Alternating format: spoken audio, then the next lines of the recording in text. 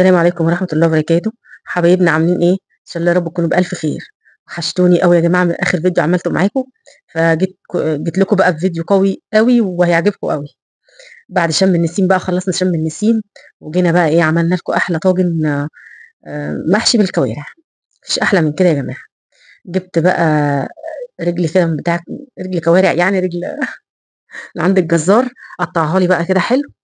وكنت في السوق بقى كمان جبت خيار وجبت فلفل وجبت طماطم وورق العنب ده اللي كانت حماتي جايبه لي. بس كده يا جماعة بقى هاغسل الخضار الأول، كان عندي شوية مواعين كده خلّصتهم، وعقّمت الحوض كده تعقيمة كويسة، وهاغسل الخضار الأول قبل الكوارع. ما تنسوش يا جماعة بقى تحطّوا لي لايكات كتير للفيديو، لإن الفيديو ده جميل، وبصراحة أنا عاملاه سهل يعني، الطاجن سهل خالص ما فيهوش أي حاجة، واللي ما عملوش هيستسهل عمايله كمان. بس يا جماعة عايزة أقول لكم على حاجة، اللي ما بياكلش الكوارع ما يعملش المحشي. يعني ممكن تقول أنا هاعمل الكوارع وابني مثلًا ياكل المحشي وأنا آكل الكوارع والّا كده، لو ما بياكلش الكوارع، لأ الكوارع بتبقى طاغية أوي على ورق العنب، يعني بيبقى ورق عنب بالكوارع يعني، فمش معقول يعني مش هيبقى طعمه كوارع. فبس أنا حبيت أقول لكم كده اللي ما بيحبش الكوارع ما يعملوش. غسلت بقى كله، غسلت الورق العنب وغسلت الطماطم دي، أنا الطماطم أنا نقطتها، شِلت المستوية هاعمل بيها المحشي وبعدين حطيت الجامدة. حطيت بقى فوطة وصفّيت الخضار كله، وهاسيبه بقى إيه يصفّي كده براحته عقبال ما أخلّص الكوارع. عصرت على الكوارع 3 ليمونات، شطفتها وحطيت بقى مَيّة كده على قد الكوارع بس، وحطيت عليهم 3 ليمونات. عايزة أقول لكم الليمون بينزل على الكوارع بيبيضها إزاي، وبيطلّع أي زفارة منها الليمون. بس كده سِبت بقى الليمون في شوية المَيّة دول كده شوية كده يتعقموا بقى براحتهم عقبال ما المَيّة تغلي. أنا حاطة مَيّة، وبعد كده هاجيب شوية دقيق برضه واغسلهم من الزفارة. أهم حاجة غسيل الكوارع ده، اللي بيغسلها كويس ما تحتاجيش إن أنتِ، في ناس بتاخدها غلوة وتدلق المَيّة وبعدين تسلقها تاني. لأ أنا ما عملتش كده يا جماعة وطالعة جميلة. خليكم بس معايا وهتشوفوا الفيديو ماشي إزاي. جبت بصلتين بقى كبار كده وخرّطتهم. عايزة أقول لكم البصل ده حراق أوي وحرق عينيّا أوي، قعدت أعيّط. يالّا بقى عشان كده خرّطته كبير، وحاطة بقى هنا حلة للكوارع وحلة لورق العنب هنسلقه. كله ورا بعضه كده. عايزة أقول لكم ما خدش وقت معايا زي ما يكون باعمل محشي عادي والله يعني. أمّا بتعملي محشي بقى وتحمّري فراخ أو كده بياخد وقت معاكِ، إنّما الكوارع سلقتها وقطّعتها وحطيتها في المحشي على طول واستوى في الفرن. لأ حلو بصراحة عجبني.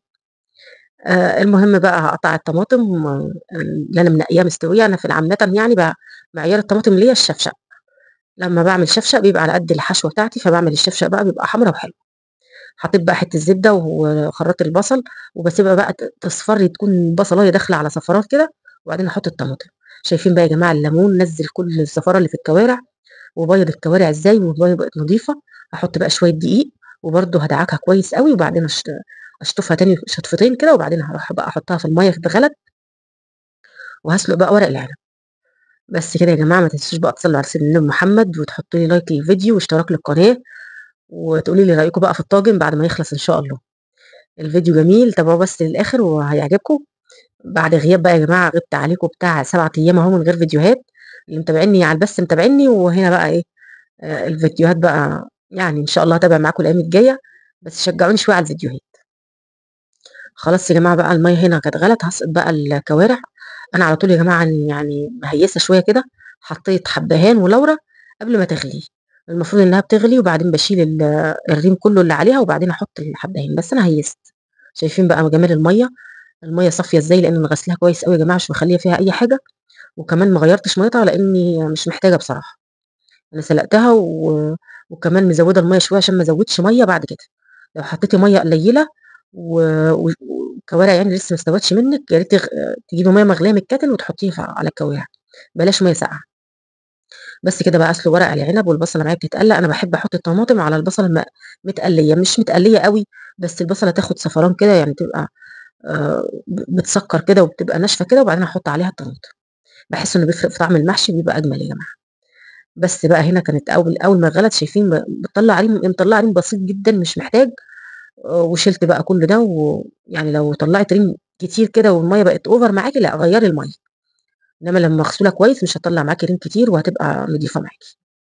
هالِم بقى الورق العنب ده، شايفين جماله أصفر إزاي، حطيت عصرة ليمونة بس، ما باحطش في المَيّة أكتر من كده. ساعات باحط شوية ملح بس نسيت أحط ملح بصراحة. هاخلّص بقى كُلّه، هاخلّص ورق العنب وهالِم الريم وهاسيب بقى التسبيكة تتسبِّك براحتها، وهالِم الخضرة من على الرخامة، الخضار يعني اللي أنا كنت غاسلاه هاحطه في العلب، وبعدين بقى الكوارع هتستوي يعني هتشوفوا بقى الفيديو ماشي معايا إزاي. باحب أقول لكم على كل حاجة كده من قبل ما أعملها. شايفين بقى جمال الكوارع يعني غلت أهي وقلبت كمان ومش مطلّعة ريم خالص، فمش مشكلة بقى إن أنا أغيّر مَيّتها تاني، اللي حابب إن هو أول ما تاخد غلوة كده يغيّر مَيّتها براحته خالص.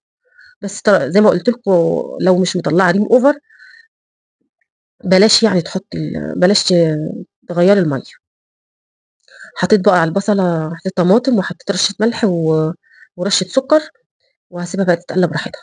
خلّصت بقى ورق العنب ده آخر حاجة، أهم حاجة نغسله كويس يا جماعة قبل ما نسلقه. خلاص بقى كده أنا سِبتها لمّا طلّعت أول ما تقلب أوي كده بزيادة يبقى هي كده طلّعت كل اللي فيها، ما فيش فيها أي حاجة تاني. شايفين بقى ما فيش حاجة يعني هي باينة شوية بس لأ أنا ما كانتش فيه كتير ولا حاجة، وعشان كده ما غيّرتش المَيّة. هاحط بقى الكمون، ما حطيتش بهارات لمّا افتكرت إن أنا ما كانش لازم أحط البهارات ما حطيتش، حطيت كمون، حطيت بقى اللورا يعني والحبهان، وسِبت الكمون بقى لمّا ألِم الريم ده كلّه، وبعدين بقى أحط الكمون وهاغطّي عليها بقى واسيبها سِبتها بتاع ساعة، وبعدين جيت أشوفها لقيتها كويسة بقى، حطيت عليها ملح وسِبتها غلت شوية كمان بالملح، وبعدين بقى شِلتها قطّعتها. بس كده يا جماعة أنا عاملة لكم قدّامكم كل حاجة خطوة بخطوة أهو، ومش صعبة خالص يعني الطاجن مش صعب. حطيت بقى كمون، ما طلّعتش ريم تاني، أنا سِبتها شوية عشان نشوف هتطلّع ريم والّا كفاية كده، لأ ما طلّعتش، فخلاص بقى إيه، ما ما غيّرتش المَيّة يعني. بس يا جماعة جِبت بقى العلب، أنا غاسلة الخضار، أنا كنت رايحة بدري في السوق، فعشان كده إيه، جِبت يعني بدري عندنا ده يا جماعة حوالي الساعة 10:00 كده، الساعة 10:00 بتلاقي الخضار بقى لسه صابح كده وجميل، شايفين جماله؟ فباجيبه بقى بيفضل معايا أسبوع ما بيجرالوش أي حاجة، وخصوصًا بقى إن أنا باحط تحت في العلبة مناديل وعلى الوش تاني مناديل، فالمناديل دي بتشرب أي مَيّة بتطلع من الخضار، فما بيبوظوش خالص. لو قعد معاكِ أسبوعين كمان ما بيجرالوش أي حاجة الخضار بالطريقة دي. بس كده بقى هاحط الطماطم وهاحط الليمون، طماطم جميلة والليمون كمان لقيته حلو كده، فجِبت بقى منه. بس كده يا جماعة ورق العنب بقى من ساعة ما كنت موريه لكم في فيديو حماتي، فهو كان موجود في التلاجة فخُفت لا يبوظ، فقُلت أمّا أعمله بقى. أول سنة أعمل محشي ورق العنب كتير كده يا جماعة، معاكم على القناة كمان يعني عاملاه كتير. الفيديوهات اللي فاتت دي over كده ورق العنب معايا. شايفين بقى هنا جيت سِبتها يعني ساعة كده، وجيت بقى كنت عايزة أزوّدها مَيّة بس قُلت لأ خلّي الشوربة تبقى دسمة كده، وعشان المحشي يطلع حلو، وكمان لو حد شرب شوية كده يبقى شوربة الكوارع دي بتبقى جميلة. حطيت بقى الملح غطيت عليها وسِبتها شوية، لمّا غلت كده شايفين آآ المحشي الملح بقى بيح يعني يدوب كده في الشوربة وبيحدّقها، وبعدين كده بقى باطفي على الشوربة. أنا مش مسويّاها أوي كمان يا جماعة، أنا مش مسوّاها السِوَى الأوفر. الكوارع لمّا ما بتستويش أوي بتشد كده، بيبقى طعمها أحلى بكتير مما تسويها أوي. السِوَى ده بقى حسب ما أنتِ عايزة، يعني في ناس بتحبها مستوية جامد، وفي ناس تحبها بتشد كده زي ما أنتِ عايزة. شِلت بقى معلقة مغرفة الصلصة دي للكوارع، بدل ما أعمل طماطم تاني بقى ونعمل بتوم وكده، فلأ شِلت مغرفة واحدة، أنا مش عايزة كتير، يعني مش عايزة أحمّرها كتير، بس تبقى فيها طماطم يعني.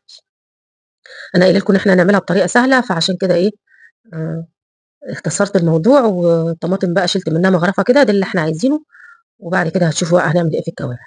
شوّحت الرز بقى كده أوي، يعني قعدت أقلِّب فيه شوية كتار كده جامد، واكتشفت بقى هنا إن الطماطم أنا مش عايزة غير مغرفة واحدة تحمّر بس الصلصة معايا، الكوارع معايا. بس كده شوّحت الرز أوي، وبعدين هاحط بقى عليه الخضرة، هانزّلها بقى كده على الرز، وبعد كده هاطفي النار وبعدين أقلّبها، أنا عايزاها خضرا كده وحلوة.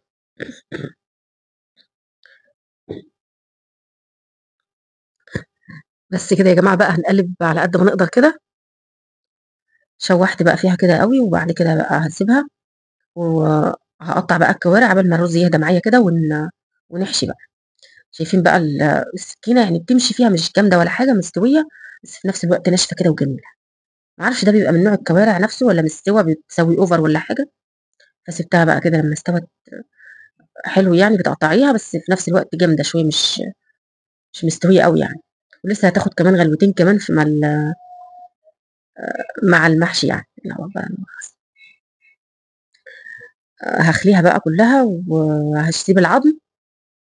مش هاخلي العضم، هاسيبه في، لا يعني مش هاخلي العضم، هسيب العضم. برضو بيبقى فيه بواقي كده في العضم، وكمان في النخاع اللي هو بيبقى في العظم ده، معرفش تحبوه ولا ايه. بس برضو هسيبه وهحطه في الشوربه. اللي يشرب شوربه وعايز بقى يمصمص العظم كده، فهيبقى جميل قوي وهيعجبهم يعني. اللي مش حابب بقى او حابب يسلكها كويس ويرميها، مفيش مشكله. بس يا جماعه كده هقطع بقى، هي دي رجل واحده. حسب بقى العدد اللي عندك وتجيبي بقى، يعني دي كميه رجل واحده. خلصنا بقى وهناخد المحشي. هناخد الرز بقى، هعمل له اول الصلصه. نسيت يعني اكمل لكم بقيه الصلصه. حطيت هنا معلقه سمنه، وده التوم يا جماعه اللي احنا عاملينه، شايفين جماله. احسن حاجه، ما احسن ما فيه بقى ان انت بتجيبي العلبه كده وانت واقفه وتحطي المعلقه وتحطيها تاني في الفريزر على طول. ما ينفعش خالص تاخدي المعلقه وتسيبيها على الرخامه، يعني يا ريت من الفريزر على العمايل على طول، وبعد كده تدخليه الفريزر تاني. خلاص بقى هشوح التوم، هصفرها، وبعدين احط بقى مغرفه الطماطم. شايفين مش كتير خالص عشان ما تبقاش اوفر وتجزع معاكي في الاكل. هقلب بقى الطماطم وهحط عليها الكوارع. بس مش محتاجه سوا تاني، انا بس اقلب بس بالطماطم كده الكوارع، واحطها في الطاجن على طول. خلاص بقى يا جماعه، شايفين الجمال؟ بصراحه الكوارع كانت خطيره. هقلبها كده في الطماطم. التوم هنا بتدي طعم حلو قوي للكوارع. واللي حابب كمان يعمل طماطم لوحدها من غير صلصه المحشي، مش مشكله برضو، بتبقى حلوه وبتدي طعم احلى كمان. بس كده باختصار كده، ونلم الدور كده زي ما بيقولوا. هحطها بقى في الطاجن، احط العظم عشان اخد الصينيه، احط عليها الرز. وهسيب بقى، لما اجي بقى اسوي هبقى اسخن الشوربه تاني ان شاء الله. هحط بقى الكوارع في الطاجن، وهحط الرز على الصينيه. وناخد بقى الكلام الجميل ده ونخرج لعمر بقى يعمل لنا الايه، ورق العنب، ونقعد نحشي. بس يا جماعه ما خدش وقت والله، وطالع جميل. ومفيش اسهل من كده بصراحه. يعني سهل في عمايله، مش صعب، ما تستصعبوش حاجه على نفسكم. وطالع خطير بجد. واللي بيحب الكوارع هيعجبه قوي طاجن ورق العنب بكوارع. بس كده بقى نخلص محشي، وهنقوم بقى نسويه في الفرن. مش بس هنزيده بقى بالشوربه وادخله الفرن. عمر بقى مش عارفه انا كنت عامله ليه كده. عمر عمل ايه؟ فبقول له اظبط نفسك. ما كانش عايز يعمل، كان عنده درس اصلا وعاوز يروح الدرس. فقلت له بس اعمل لي شويه وبعدين نروح الدرس يا عمر. وكان لابس هيروح الدرس. الله يعينه يا رب ويوفقكم جميعا وينجحهم اللهم امين. شايفين يا جماعه الشمس مسمراني ازاي من شم النسيم؟ كمان ايدي سمراء اللي ملاحظ. الشمس سمرتني قوي في شم النسيم. خلاص بقى طاجن المحشي وهوريهولكوا في الاخر خطير. بجد عجبني. يعني كلته قبل كده وجربته يعني قبل كده، بس ده اجمل، ده احلى بكتير. خلص بقى المحشي، مش عارفه اقول لكم ايه والله. اخلص بقى المحشي، واقوم بقى اسويه احلى ما فيه سويه، يعني بدخله الفرن ويعيش بقى مع نفسه كده. سبته بتاع ساعه كده على نار هاديه من تحت بس. خلاص بقى برص عليه. اللي حابب يحط طماطم مقطعه كده وبصل في القعر الطاجن مفيش مشكله. مع معاه يعني مفيش مشكله. هقوم بقى اشيله ونسوي بقى على طول. الشمس مسمرين قوي يا جماعه، انا كنت سمرة قوي كده، وايديا كمان شايفين سمرة ازاي. يلا بقى، ما علينا، امال في المصيف هنعمل ايه؟ ازيد بقى الطاجن. شايفين جمال المحشي؟ خطير. هحط بقى ورقه سلوفان عليه، او لو عندكم غطا حبك عليه، او في طواجن دلوقتي بغطا بتريح من ده كله. ان شاء الله نبقى نجيب واحد. سخنت الشوربه، اهم حاجه الشوربه تغلي عشان يغلي معاكي على طول في الفرن. هغطي بقى ورقتين سلوفان وادخله بقى الفرن يعيش حياته كده. خد معايا ساعه. ما تنسوش يا جماعه ان هو بياخد وقت على ما يسخن برده ويقلب. فهو ساعه حلوه قوي معايا. احسبوا له يعني. عشان مش هتكشفي، بس اهم حاجه في الفرن برده ندير الطاجن كده ونلففه عشان يبقى السوا كله زي بعضه. واحبكوا قوي عشان ما يوقعش في الفرن يعني. وبلاش نزود قوي الطاجن كده، انا كنت ملياه قوي برده فوقع مني شويه. بس كده طلعته بقى وكمرته كده شويه. شايفين جماله يا جماعه؟ خطير. لا بجد خطير. بس بصراحه اللي ما بيحبش الكوارع مش هياكل ورق العنب بالكوارع. خطير، لان هو يعني طعم الكوارع طاغي قوي في ورق العنب، خصوصا ان احنا زايدينه بشوربه الكوارع. بس كده هقلبه يعني هغرف بقى الشوربه.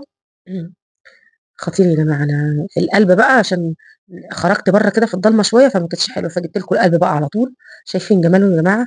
خطير، خطير، خطير يعني. والكوارع بقى كده هي الرجل بجد حلو كافيه أوي على الطاجن، فباينة فيه وجميل. نزّلت لكم بقى شوية كده، هو ما كانش نازل، نزّلت لكم شوية كده عشان تشوفوا سِوَى العنب جميل. وهنخرج برّه بقى، التصويرة بتاع برّه ديًّا يعني من ساعة رمضان وهي عاجباكم، فقُلت بقى إيه أصوّر لكم وإحنا بناكل برّه كده. بس كده يا جماعة شايفين جمال الشوربة خطيرة ودسمة كده. أنا يعني لون إيدي مع وشي فارق معايا أوي في التسجيل، كل ما أشوف نفسي أزعل. يالّا بقى المرّة الجاية المرّة الجاية مش هنبقى نشم النسيم يا جماعة. بس كده شايفين الطاجن عامل إزاي، خطير، والشوربة كمان. يالّا بقى نخرج بقى لعمر ويوسف وتقولوا لي رأيكم بقى في الطاجن، وهاورّي لكم بقى المحشي كلّه. خرجنا هنا بقى وشايفين جمال الطاجن بجد خطير. ويوسف بقى شايفين مصيّف إزاي، اليوم ده كان حَر أوي يا جماعة، بس بصراحة المحشي مع الكوارع خطير. وعمر كمان بيورّيكم يا رب الفيديو يكون عجبكم، وما تنسوش بقى اللايك والاشتراك زي ما قُلت لكم، ودعمونا شوية يا جماعة باللايكات عشان بيفرق أوي في الفيديو. وما تنسوش الصلاة على سيدنا النبي محمد، وتقولوا لي رأيكم بصراحة على الفيديو وعلى الطاجن وعلى الكوارع. مع السلامة، تسلموا لي يا رب.